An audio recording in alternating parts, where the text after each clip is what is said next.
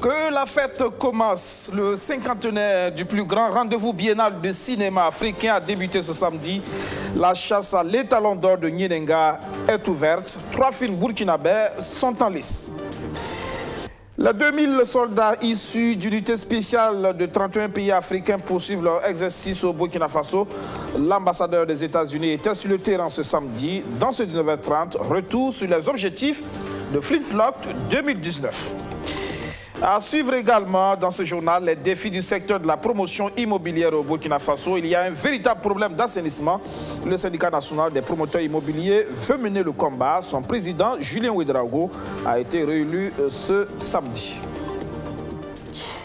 Voici pour le sommaire. Bonsoir et ravi de vous retrouver. La fête est ouverte, la fête du cinquantenaire du Festival panafricain du cinéma et de la télévision de Ouagadougou.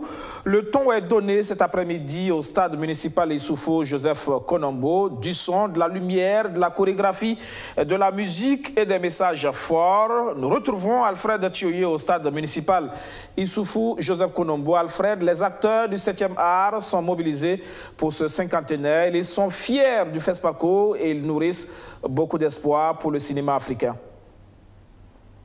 Jour de fête à Ouagadougou, la fête du cinéma africain et de la diaspora, 50 années de contribution du FESPACO à la promotion du cinéma africain. Le Festival panafricain du cinéma et de la télévision de Ouagadougou célèbre cette année son jubilé d'or.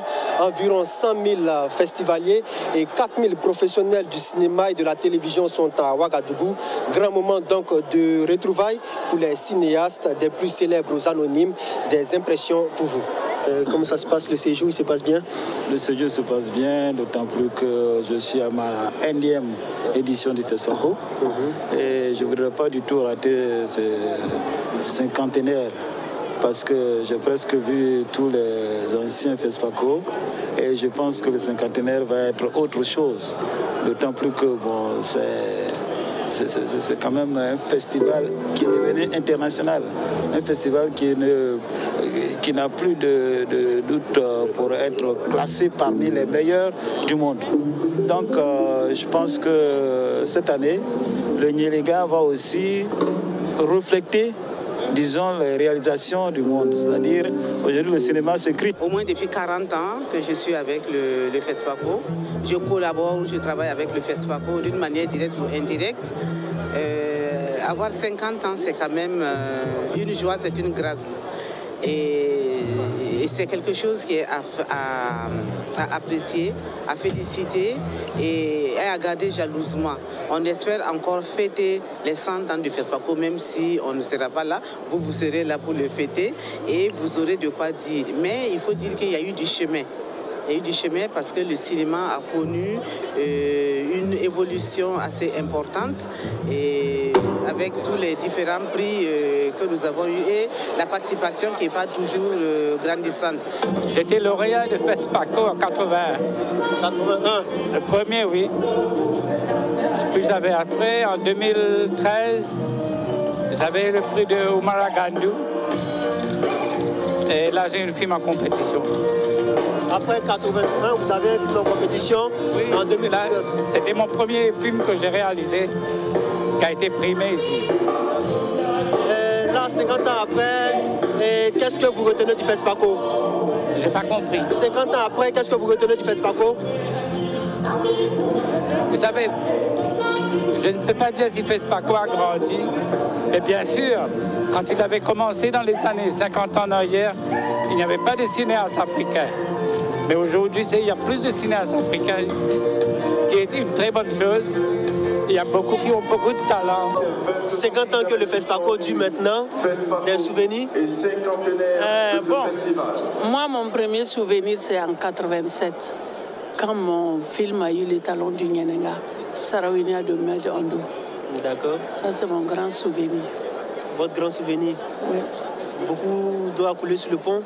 Nous sommes à la 26e édition aujourd'hui. Oui. Qu'est-ce que ça vous fait d'être là parmi tous ces festivaliers qui viennent célébrer les 50 ans du FESPACO? C'est la grâce de Dieu. Je remercie Dieu de m'avoir donné une longue vie, j'assiste jusqu'à 50 ans. Je fréquentais le FESPACO en 69. Là, je venais en tant que téléspectateur. Mais en 87, je suis venue au FESPACO en tant que comédienne. Et depuis cette édition jusqu'à nos jours, chaque 2 ans, je suis au FESPACO. Peut-être avec même des films. Alors, en tant qu'actrice, est-ce que le FESPACO a contribué à vous positionner sur la scène africaine? Bien sûr. La preuve, voilà que la presse est en train de m'interviewer. Le monde entier va me voir. C'est grâce au FESPACO. Voilà, quelques avis là, bien que d'acteurs du cinéma. La fête du cinéma africain, c'est aussi la rue marchande. Ce matin, la mise en place se poursuit au siège du FESPACO. Les restaurateurs, les exposants de produits artisanaux, le podium pour les animations musicales. C'était les derniers réglages pour que la fête soit belle. Roméo Kueta. Elles ont été les premières à mettre pied ce matin dans l'enceinte du siège du FESPACO pour donner fière allure à cet espace devant abriter la rue marchande. Dans les stands des restauratrices, on déballe les ustensiles et les provisions. Il est déjà 10h30, un petit retard accusé. Il faut donc faire vite pour être prête à midi. Comme tout le monde, on a pris un stand, on essaie de faire quelque chose. Ici, chez nous, c'est la nourriture, les fructures. Voilà, c'est que alocos, pommes de terre, et puis du poulet, merguez de brochette. C'est la première fois que Georgette participe à la rue marchande du FESPACO. Pour cette édition spéciale, les attentes sont nombreuses. Que les gens viennent voir ce qu'on fait, ce qu'on a proposé aux gens. Voilà, que les gens visitent aussi nos différents stands. Vraiment, on attend beaucoup, quoi. Que vraiment, Dieu fasse que chacun ait ce qu'il est venu chercher. À cette rue marchande, il n'y a pas que la restauration. Les offres sont variées, comme cet artiste peintre venu spécialement du Togo pour vendre ses tableaux. Pour lui, le FESPACO n'est pas que le rendez-vous des acteurs de cinéma. Les acteurs de cinéma s'expriment à travers les films et nous, on s'exprime à travers les tableaux, la peinture. La rue marchande, c'est aussi les concerts live et les prestations d'artistes. L'équipe technique s'active pour les derniers réglages en ce qui concerne les podiums et la sonorisation. Tout au long de cette fête du cinéma africain, la fanfare va tenir les festivaliers en haleine. L'ouverture officielle de la 26e édition de la fête du cinéma africain, c'est pour ce soir au stade municipal Issoufou Joseph Konombo. Mais ici à la rue marchande, dans l'enceinte même du siège du FESPACO, les petits plats sont en train d'être mis dans le grand afin que cette édition spéciale de la Biennale du cinéma africain soit tout simplement réussie.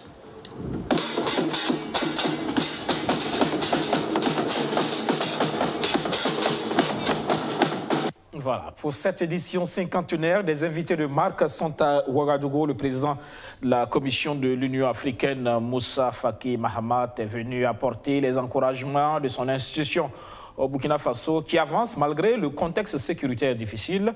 Le Burkina Faso assure la présence du G5 Sahel. Selon Moussa Faki Mahamat, l'Union africaine fait dans le plaidoyer pour soutenir les efforts des pays du G5 Sahel. Suivons le président de la Commission de l'Union africaine. L'Union africaine, conscient de ce que le Burkina Faso fait face à la menace terroriste et djihadiste de plein fouet. Nous sommes venus donc exprimer la solidarité totale de l'Union africaine avec les pays de la région et particulièrement du Burkina Faso. Vous savez que la force du G5 est encore en phase d'opérationnalisation et dans ces cadres comme dans le cadre bilatéral, l'Union africaine fait les plaidoyers, mobilise les moyens pour pouvoir faire face à cette menace extrêmement grave. Nous sommes heureux que les États de la région aient pris conscience de la menace, s'organisent et nous sommes de cœur et nous allons soutenir toute action pour la stabilité et le développement de cette importante région africaine. Son Excellence, Monsieur le Président de la République, m'a fait le point de la situation, des dispositions qui ont été prises Et nous félicitons les autorités burkinabées des initiatives importantes prises, de la mobilisation des forces et des défenses du Burkina Faso, qui auront le soutien de l'ensemble des États africains pour pouvoir faire face à cette menace extrêmement grave. L'Union africaine, mais aussi les Nations unies qui félicitent le Burkina Faso pour son leadership dans le cadre du G5 Sahel. Le représentant spécial du secrétaire général des Nations unies pour l'Afrique de l'Ouest, le Nigérien Mohamed Ibn Chambas, a été reçu en audience ce matin par le président du Faso. Les Nations unies qui entendent soutenir le Burkina Faso dans les domaines de la paix, de la cohésion sociale, de la justice et de l'urgence humanitaire. Ensuite, le représentant spécial du secrétaire général des Nations unies pour l'Afrique de l'Ouest, Mohamed Ibn Chambas.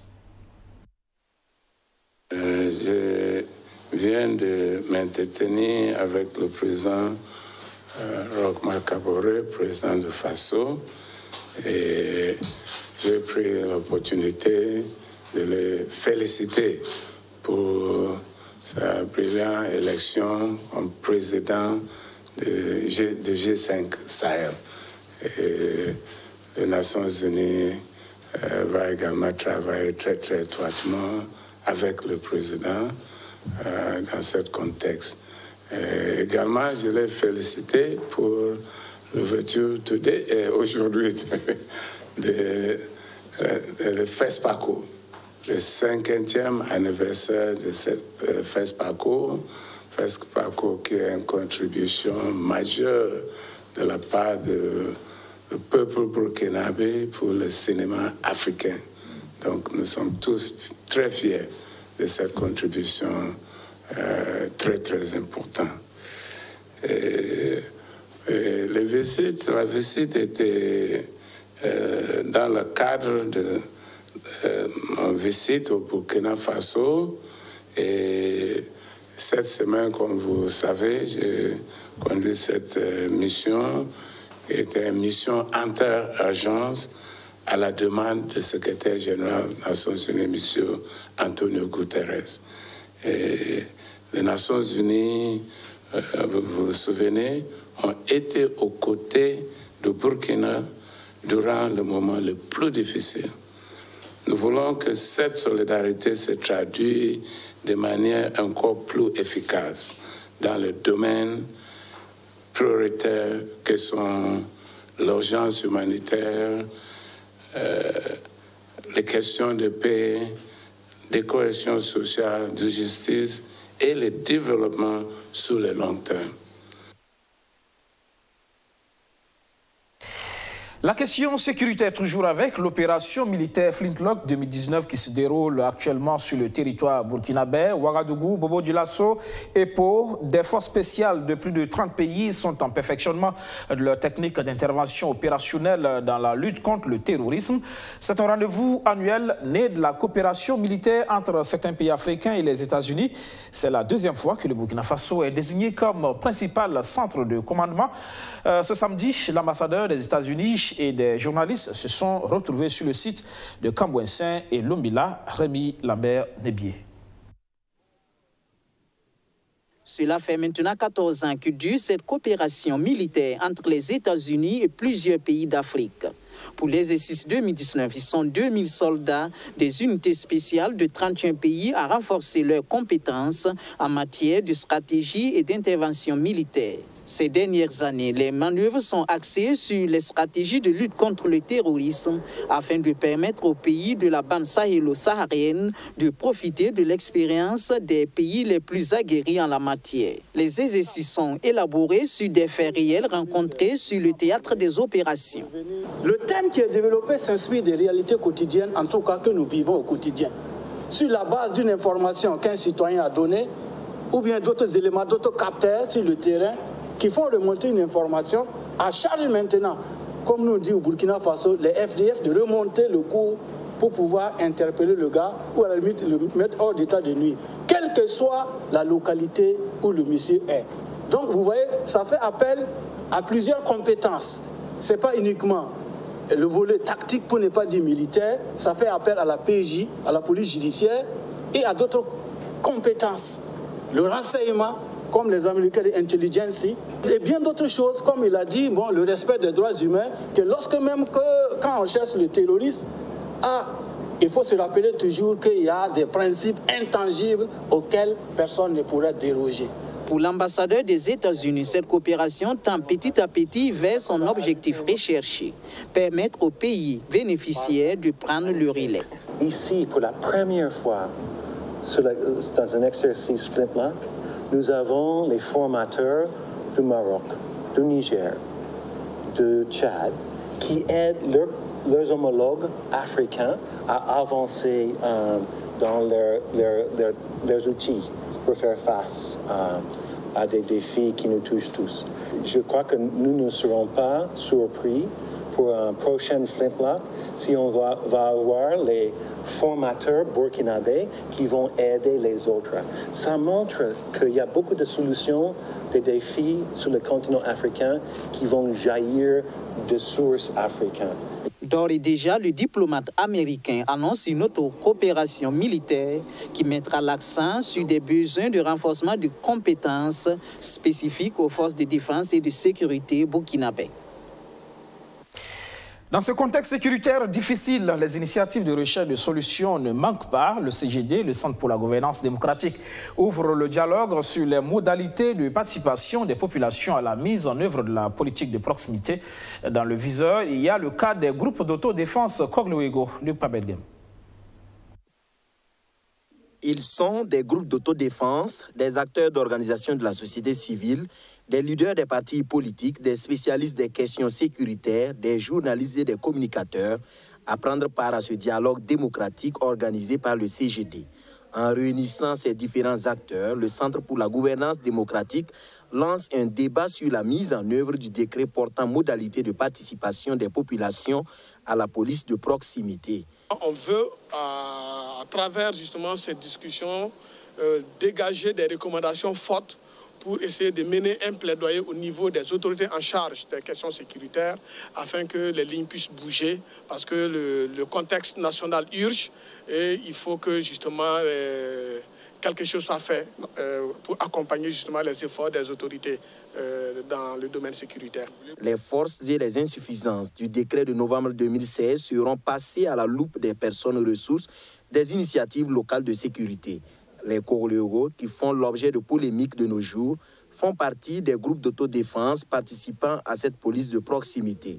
À leur niveau, le décret en débat gagnerait à être plus efficace. Mais depuis que ce décret est sorti, depuis 2016 jusqu'à aujourd'hui, c'est notre seule association qui a pu avoir ce récépissé. Les autres ont estimé, je pense que les autres ont estimé que ce n'était pas nécessaire. Et le ministère aussi, qui avait sorti ce décret, n'a pas suivi l'application. Si bien que dans la zone, dans le pays, là, les initiatives locales de sécurité, Kogluego par exemple, c'est des gens qui font ce qu'ils veulent parce qu'il n'y a pas de suivi, parce qu'il n'y a pas de contrôle. Mais si c'était des gens, des structures qui avaient appliqué l'orientation du ministère et chacun avait son récépissé, le ministère déjà même pouvait faire le recensement de tout le monde. Chaque fois il parle d'encadrer ces gens-là. Mais vous allez encadrer des gens qui sont dans la nature, qui ne sont pas organisés, qui ne sont pas reconnus par l'État. Moi, je pense que c'est une faiblesse du ministère. Les contributions des participants à ce dialogue démocratique sont attendues afin que la participation des populations aux actions de sécurité soit plus réelle, surtout dans un contexte d'attaques terroristes récurrentes. La sécurité toujours, mais cette fois sur le plan routier. Une opération conjointe au Nasser Police a permis de saisir hier plus de 1000 engins, défaut de plaques d'immatriculation de 4 grises, téléphone au volant. Voici les infractions. L'Office national de sécurité routière et la police entendent ainsi mettre la main sur des engins volés, mais aussi sur des cas de fraude fiscale. Abdelaziz Saré. C'est un sale vendredi pour les usagers de la route non en règle arrêtés par la police pour défaut de plaques d'immatriculation. Au commissariat central de police de Ouagadougou, on se croirait dans une boutique de vente d'engins à 2 roues. Il y a des motos de toutes sortes, mais sans numéro inséré dans le registre public. Ce contrôle d'engins est une initiative de l'Office national de sécurité routière en collaboration avec la police. L'objectif est de tomber sur des engins volés, mais aussi sur des engins non à jour de la fiscalité douanière. Et actuellement, lorsqu'on vole les engins, selon les procéduriers, ceux qui font la police judiciaire, ils arrachent automatiquement les plaques d'immatriculation et ça va nous permettre effectivement d'ici là au fichier de savoir quels sont les engins volés. Ça c'est la première moisson. Deuxième moisson, comme l'a dit monsieur le DG, ça veut dire que nous allons générer des recettes douanières.